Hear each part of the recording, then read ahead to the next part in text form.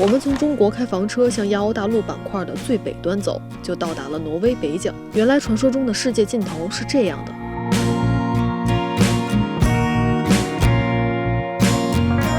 我们昨天呢就停在挪威的这个停车场，他们这边的这个洗手间呢都是有热水的，24小时供应热水的。因为这里啊常年冬天，第一次经历这个极昼啊，就看着太阳下去，嘚儿又升起来了。凌晨3点钟的时候醒了一次，看到窗外是白天。基本上天天吃三文鱼，就是面包、三文鱼，然后加上奶酪。这边三文鱼就是不贵，这个奶酪除了长得不好看以外，味道还是不错，但吃多了会有点腻。这就是我们在当地平平无奇的三文鱼早餐。出发了。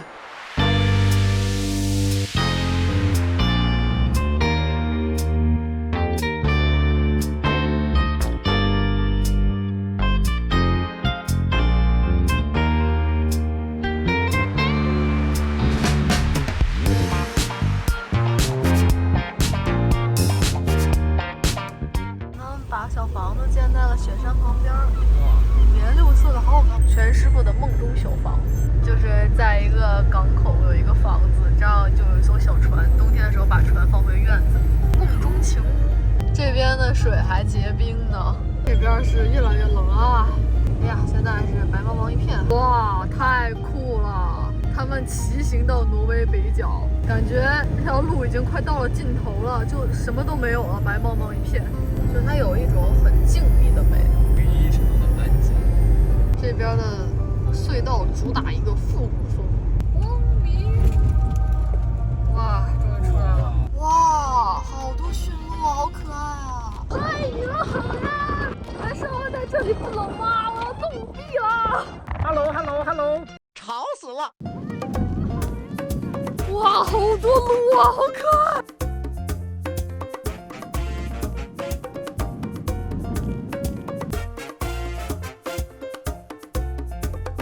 听说遇到雪白的驯鹿会有好事发生哦，我能看他们一整天。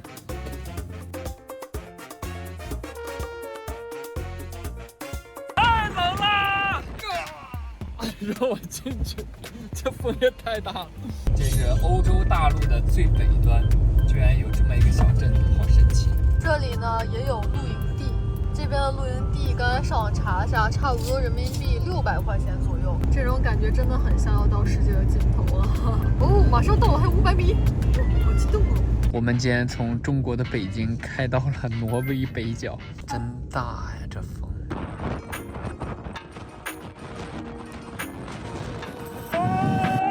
天哪！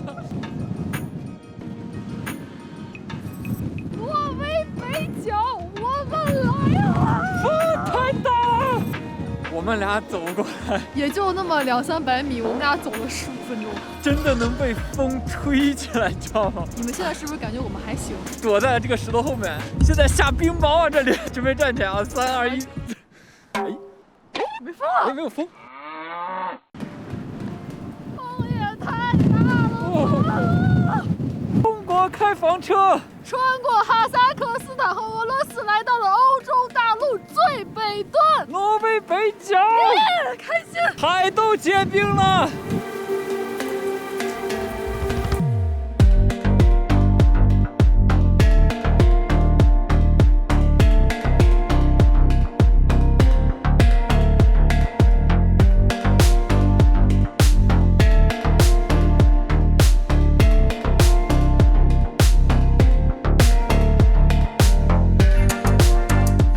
如果我们坐飞机直接到这儿，可能不会像现在这么激动，但因为一路开车过来，遇到了太多有趣的人和意料之外的事儿，让我们切实感受到了在路上的魔力。重要的不是终点，而是沿途的风景和看风景的心情。冰雹来了，走吧，回去。躲这里，躲这里，躲这里。那有一道门哎，那是什么？铃芽之旅吗？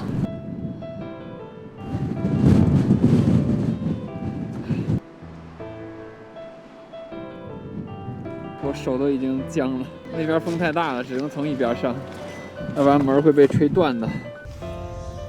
2个人回来冻傻了，冻麻木了。吹得我当机了。这个车里面跟船一样被风吹着晃悠。我的毛变成了刺猬毛。还好戴墨镜，那冰碴子就往眼睛上冲，要是没墨镜，眼睛都睁不开啊！而且这还可以有效的防止血盲，非常好。现在呢是零上12度，车里还没开暖风，这保温还行啊。外面现在零下10度吧。把暖风开到最大。这暖气就刚热了一会儿啊，这玻璃全是雾啊，外面太冷。好，这个车在这充着电。我们这几辆车都是靠着这个建筑物的，看这个球就能感觉到车被风吹得油油的晃，真的感觉像是有人在后面推。哇，这个风，瞬间世界就安静了。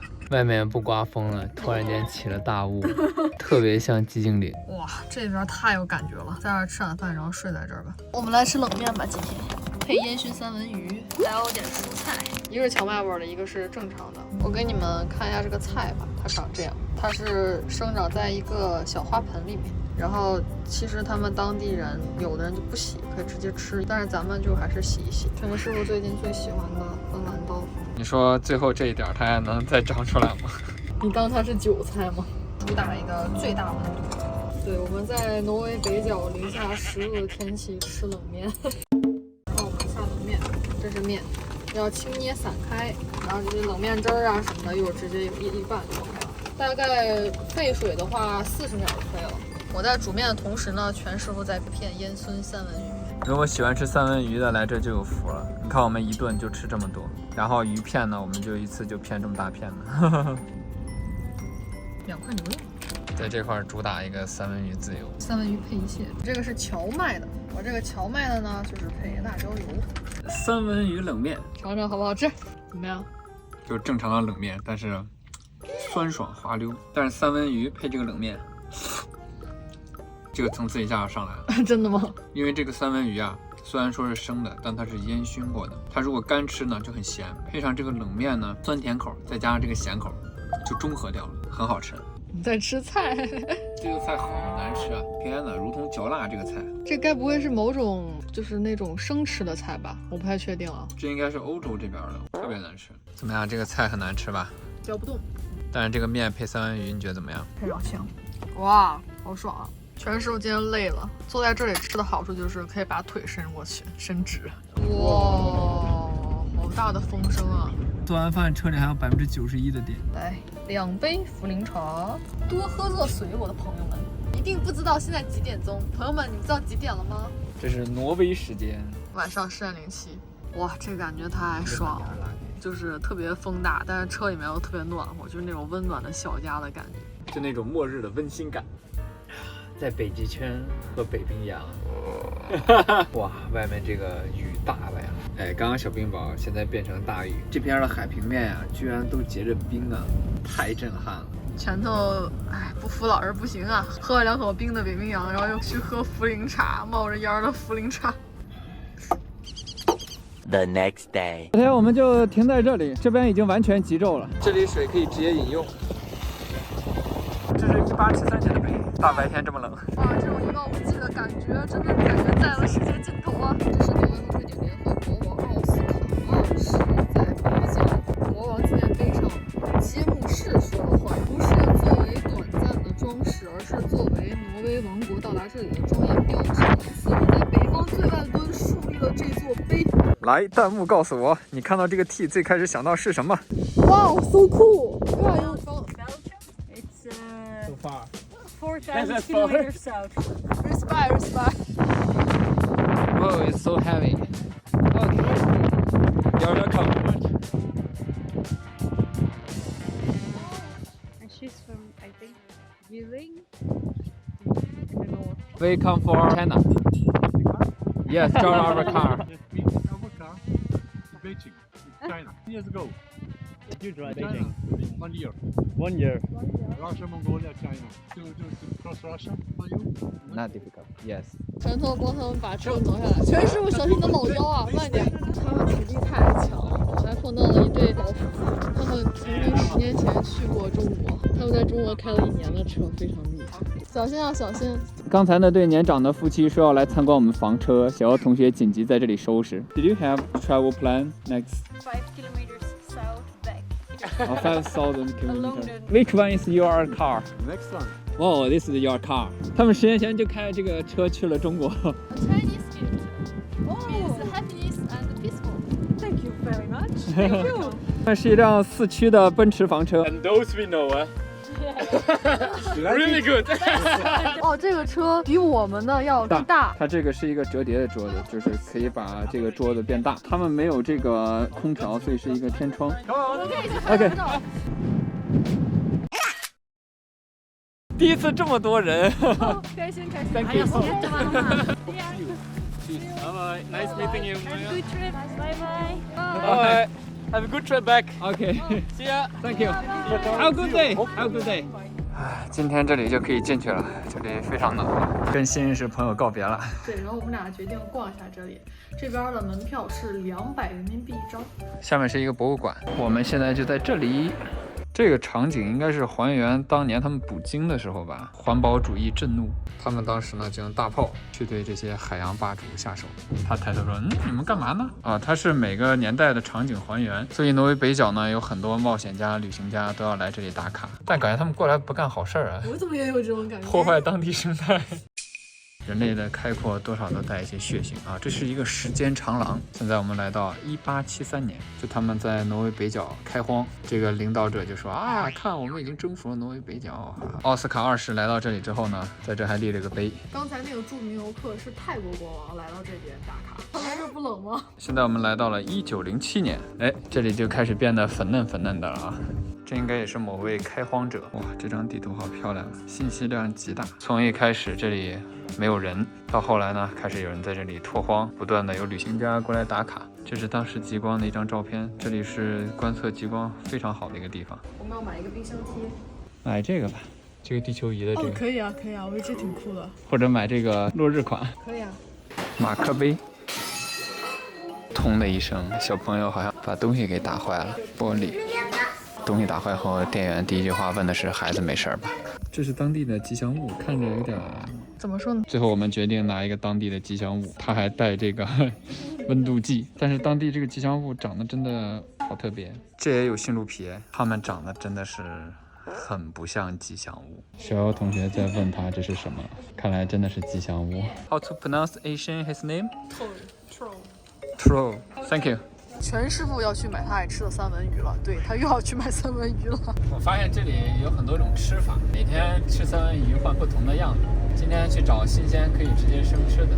好可爱，好白白的，好漂亮哦！这只尤其好看，可能是他们的大家长，所以他这样警惕地看着我。挪威北角这边加油站的柴油是20克朗1升，也就是13多块钱。我们现在在这个超市里买点东西。哎，这是什么？挪威北角居然有特斯拉充电站，电车在冬天续航应该很短吧？找找三文鱼，草莓和树莓，打7折。走，我们看看这里的物价，看看100人民币在这能买多少东西。我们俩就挺喜欢吃三文鱼的，所以说基本上每天都会过来买三文鱼。这里三文鱼便宜，非常便宜，就是管够。像这一盒差不多能吃2顿。这有3种口味，我们就买3种，都尝一下。这是施罗腌制的鲑鱼，这个看着不错哎，42.9块。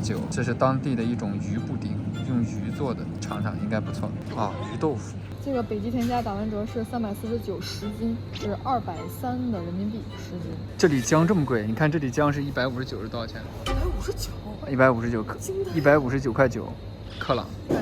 104，真的没打错吗？我跟你说，姜在挪威就是奢侈品，蒜比较便宜啊，蒜14.9块克朗，9块人民币1公斤。哇，那姜是真贵啊！一个牛油果25，那确实是有点价格高。这是当地的奶酪吧？1.25公斤奶酪，挪威的特产。哎，它这个奶酪价格还可以，80克朗，100克26块3。啊，这个好便宜，这个应该是加了盐的，烟熏的。这个也是鱼饼，这真的是一个大鱼饼。我们买了2袋三文鱼和1块鱼豆腐，花了125克朗，差不多82人民币。配上三文鱼，今天晚饭还有披萨。走，这个100克也就是30多人民币，还可以。这个是鲑鱼，一看就是烟熏的，哈哈哈哈哈，齁咸的那种，我猜了。齁咸，跟昨天那个味道一毛一样，配披萨吃吧。全是我一定要买的这个鱼豆腐，可以这么说。我还问他好不好吃，他肯定跟你说好吃啊，说不好吃你就不买了呀。我去找他。我都能想象到这个味道大概是什么样。或者它真的很好吃呢？切下去感觉非常像豆腐。你先尝一下。啊，不用，你来吧，太客气了。我想到怎么形容它了，鱼肉味儿的香肠，但是含鱼肉量比较高。我感觉热一下加披萨应该还不错。这是我们新研究的披萨吃法，就是乱炖，好好吃。这个油脂，这个烟熏的口感，爽吗？鲑鱼好吃，口感非常的细腻弹牙。我再来一块呀，披萨好了，但是披萨好了也阻止不了我。可能再吃几天就没这么爽了。当地人管这个叫鱼布丁，你看它的这个鱼含量，这个61%，它用的是鱼糜，其实就是像是鱼肉肠一样，只不过是奶香味的鱼肉肠。对，它里面还加了牛奶，上面还烤的有焦褐感。吃着吃着就剩下最后一块了。哦，感觉不错嘛，来尝一下。哎呦喂，这个鱼豆腐热出来这么好吃，这个鱼香味一下就出来了。来一口吧，朋友们！三文鱼油脂的香味儿，加上这个鱼豆腐散发的香味儿，以及整个披萨的那个芝士还有火腿的味道，哇，很浓郁啊！经过改造之后，两个人就都爱吃了。主要这边三文鱼和这个鱼豆腐啊，因为是当地的特色嘛，所以这个味道都是很统一的。这个是石螺配的，没有那个三文鱼的那种油脂的口感，我觉得还是刚才那个烟熏的好吃。再尝尝它热一下是什么口感？奶香味儿是吗？很嫩。他们不是有三文鱼汤嘛，就可以用这个三文鱼去煮，然后放一些土豆，放一点蘑菇就可以了，再加点奶油，对，这个味道也不错。然后呢，这里牛奶也比较便宜，今天这一顿还行，100块钱，人均50块钱，又有三文鱼，又有鱼豆腐，还有牛奶，而且是1升牛奶。今天了解了一下这个娃娃，这个呢是挪威神话里的山怪。他们非常的喜欢它，它在挪威的地位相当于孙悟空、齐天大圣在咱们古代神话里的地位，对，就是非常的高。然后呢，它的形象就是有很长的鼻子，然后它的手跟它的脚都是4个手指。